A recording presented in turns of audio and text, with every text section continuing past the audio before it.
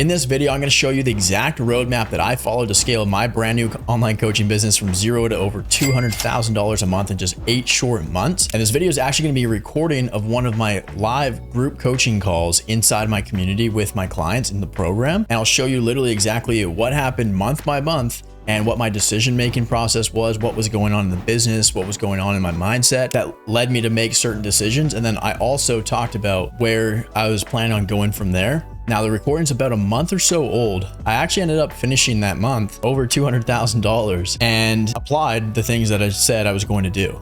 And obviously they worked. So nonetheless, hope you enjoy this video. And it's a bit of a sneak peek. If you are interested in joining the program, you can either book in a call down below once you're actually sold and ready to buy. It's not cheap. And you can watch the main video on my YouTube channel where I break down the whole process and program as well. But if you are ready to go, then you can either book in a call with me directly or send me a message on Instagram, shoot you over the payment link, get you rocking and rolling. So that being said, let's get into it. You want more customer calls? Here, just buy more customer calls. Here's your OAS. Here's your call cost per call. Here, like you have metrics that actually, I don't know how Instagram does what it does, but it actually fucking works. And I've worked in business, I've run multiple companies, multiple million-dollar venture-backed businesses. I've never worked in a business model that was so predictable that you could literally just, well, you want more nickels or you want more quarters, throw in a nickel and you get more quarters out. It's just unbelievable. That's why I need you. That's why I know you needed to be in here. Yeah, like for me, because I'll like make it like 5 TikToks. I'll get like 3 of them will like do okay, and then 2 of them will get like 100K views or something, and then I'll have calls coming in like maybe like 11 the first day, and then like 3 the next day. And it would like slowly like slow down, but I'll have enough for like the week. And then around like Thursday, I have to like start making content again. I'm like, I hope it works this time. And I've just been doing that and doing that. And I'm like, why can't I just take one of these TikToks that like already works and just like get more views on it? Yeah, I have no doubt you're gonna crush this, man. That's like you in this program scare me to death. It's absolutely gonna be crazy. Jeremy, what are your thoughts? Yeah, same kind of thing. And this is actually gonna be a really good topic, I think, for today. We can dive into this a little bit more. I've experienced kind of the same thing. So I'll kind of walk through like what the last 7 months were kind of like in terms of like revenue, and then also like what I was doing as well. So when I first started, I was making YouTube videos for like 8 months prior, I think. So I had like a small, like 300 person audience or something like that on YouTube, nothing crazy at all. I was just giving so much value. So I had a lot of goodwill stacked. So in the first 5 weeks when I actually had something to sell, like after I like quit working for somebody else, then I did like 50K in sales in the first like 5 weeks. And then I was like, shit, I got to actually build a product. I got to build a course, because I was just selling pretty much one-on-ones. Late November, let's just call it like December. And then in December, I started building out the program. And then I was okay, I got to like actually just focus on the back end, serve these clients, spend a lot of time with them. And then from there, I kind of dropped down to like 20 to 30, which is still decent. But I was kind of there for like, I think until February. So December to February, spent a couple months. Like I built kind of 1.0, like right here, like mid-December, 1.0 version.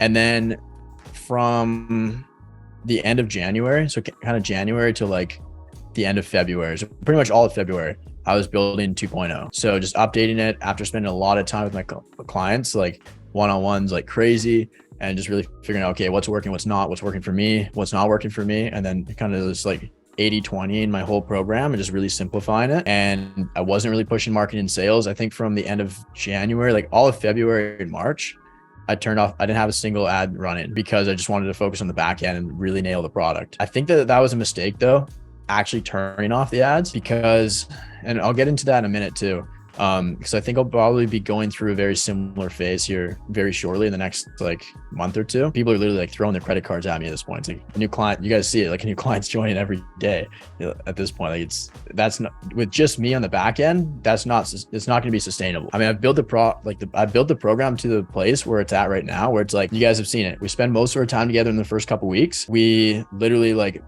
nail everything down, dial in the messaging, script out the ads. And then once that ad's going, it's just like, okay, start just making sales assets for the middle of the funnel, dial in your content to do a lot of the pre-selling, and then just like either plug in an appointment setter or get better at setting, and then take sales calls or hire a closer.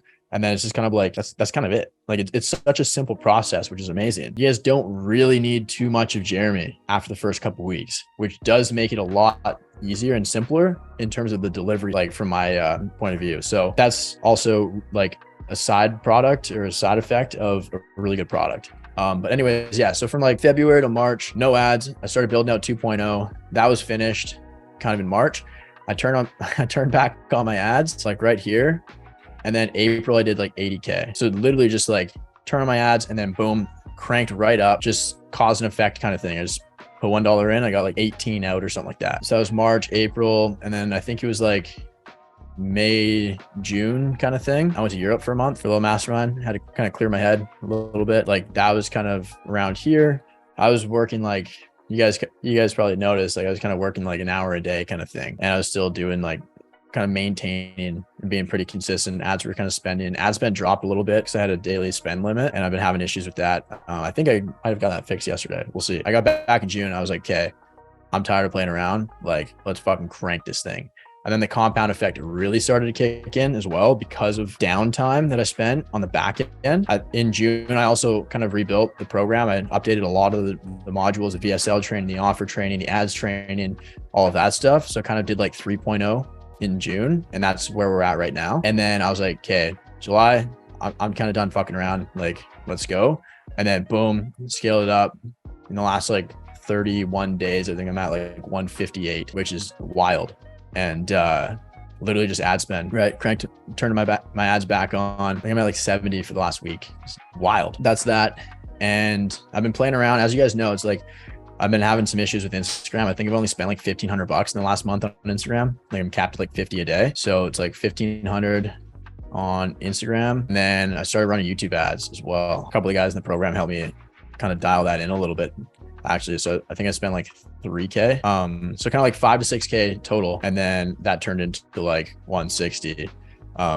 Which is wild, but it's not all direct from ads. I can't attribute all of that to ads because lots of referrals, word of mouth, stuff like that. So that's the effect of the compound effect kicking in from back here. The decisions that I made back here to like really build a good product, focus on 1.0, updated it a couple months later, 2.0, updated again, 3.0. You guys see the wins channel, it's going bananas. So the action, the cause back here, working on the back end and updating the product has led to scale, the effect of scale up here now. So it does take a little bit of time to see that. I don't even know where I would be at right now. Cause like the thing with these ads too, it's like, it's not so much like super direct response-y in terms of like run an ad, they watch a VSL, booking a call or not, like right then and there. Like you're just getting followers and you can use that in your marketing too. Like to be honest with you, Tom, it's like, I kind of wish I didn't turn my ads off back here because then I would have got hundreds or whatever more followers that would have just stayed in my middle of the funnel. And then when I was ready to make an ask and actually do a call to action, then I could do that and then just boom, crank right back up. Looking back, that's one of the things I wish I didn't do is turn my ads off, even though I wasn't trying to make any sales. Like this was all pretty much just inbound. Like I was kind of doing like 20 to 30 for a couple months, just all inbound, pretty solid. But yeah, if I just kept the ads going for that like 2 months that they were off, I would have just got way more of the right prospects just in my funnel, in my pipeline. By the time I was actually ready to like scale, this 80 probably could have been like 120, 130. And then I'd probably be at like 200 by now. So yeah, because it's not like super, like it doesn't have to be a super quick turnaround time, like conversion cycle or sales cycle. It's like, I would rather just keep stacking my audience, keep building that middle of the funnel and just have that just cranking and just do a lot of the converting and pre-selling for me. Sam Ovens has an amazing video on this too, because he knows the exact same thing with his business, consulting.com, where like he just scaled hard and then like it was just him. I think he did like 18 million a year or something like that. It was like, or like 30 or something crazy. And then he's like, shit, I got to fix this because like with scale comes debt. And then you got to clean up the debt, dial in the back end, build the foundation. And then once you're ready, then you scale again, clean up some debt here, right? Rebuild the product. And each time I rebuild the product, my mentality is like, how can I help my clients get better results in a lot shorter amount of time with a lot less of my one-on-one time and effort too? That is important for scale. As I've been rebuilding the program, the modules, I've added lots more worksheets so that you guys actually kind of have some homework to do and then bring that to me. And then we just kind of make some tweaks, refine it, and then blast it. So it's like a lot less like one-on-one intensive for me. And I don't want to sacrifice client results for scale. Like I don't want to hire like a coach that doesn't really know what they're doing or hasn't really run like a coaching business before. And like I've been in programs where it was like that, where it's like you kind of buy into like the guru or whatever, but then you never actually end up talking to them. I don't really want to have that. I think for me right now, the next steps from here, kind of just looking ahead, I've been doing a lot of thinking about that. It's like the back end, there's probably going to be like, if I just keep doing what I'm doing right now, there's probably going to be another little lull or a dip, and I'll probably either have to like turn people away. But to prevent that, what I'm thinking is literally just like raise the price. So I'll attract better clients who are more likely to take more action, be more independent on their own as well. They're going to pay more. I'll probably get rid of the split pay option entirely. So it'll probably just be like 10K paid in full. That's it. Go get a loan. Go ask your grandma for inheritance early. Like, I don't care what you got to do, but like, this is the price. And then I'll attract better clients. Yeah, 15K. Like, I will get there at some point too. And with that too, I'm going to do like a price raise campaign. So what that means is like in my YouTube videos, Instagram, just be like, okay, September 1st, price going up by this much. It will be here. So then that creates a little bit of urgency for people to jump in a little bit sooner too. And then once they're, it's like, okay, like November 1st or October 1st, price is going to be going up to this, blah, blah, blah. So then increase the price. I'll work with fewer clients. They'll be a lot better. They'll pay more, right? No splits. And then inside the community too, then the community is going to really start to pop off. Like it already is. But then like the quality of the members inside will not be like diluted at all. It's going to stay like, it's just going to continue to get better and better and better and just be a much more like lethal community to be a part of. That's kind of my vision moving forward. It's really hard to see like the next 3 to 6 months. I am kind of taking it like a couple months at a time right now and just kind of like seeing, like even right now, it's still really manageable in terms of service delivery. I love taking the onboarding calls where we dial in the messaging. Like that's actually a lot of fun. And especially once we crack it and script out the ad and we launch it, and then like you guys get super good results really quickly. That's the good stuff. I could also add another group call during the week as well, if needed. Maybe what we do could do that, but then have one of you guys run it and have kind of like a rotating cycle. Say, all right, next week, Tom's running it. Week after, Steven, then Selna, then Luke, so on and so forth. And then we all kind of learn from each other. I hope you enjoyed the video. And if you did, make sure you let me know down below in the comments. If you like these kind of videos, let me know so I can drip out more of these as well to give you a bit of a taste of what it's like inside the community, what we talk about, and kind of what the average discussion looks like multiple times a week, every single week. So that said, if you are interested, if you want to join the program, if you want to join the community and be a part of a circle of other killers who are actually scaling your coaching businesses and doing some serious numbers, like Tom went from 0 to 50K a month in literally less than 4 months. Since that video as well, Steven's just had back to back $15,000 weeks as well. More consistency than he's ever had in his entire life. He's sitting at about at least a 10x ROAS right now in cash, not to mention lifetime value of customers on the back end that pay him every single month as well. So that said, if that sounds like you and you're actually interested in joining, then book a call down below. Make sure you bring your credit card. It's not cheap. By the time you're watching this video, the price will probably be a little bit different. It'll say that in the Calendly form. So don't book a call if you don't have the money, because it's not a sales call, it's an enrollment call. If you have questions, message me on Instagram at Jeremy_Pogue. And other than that, I'll see you in the next video. Bye.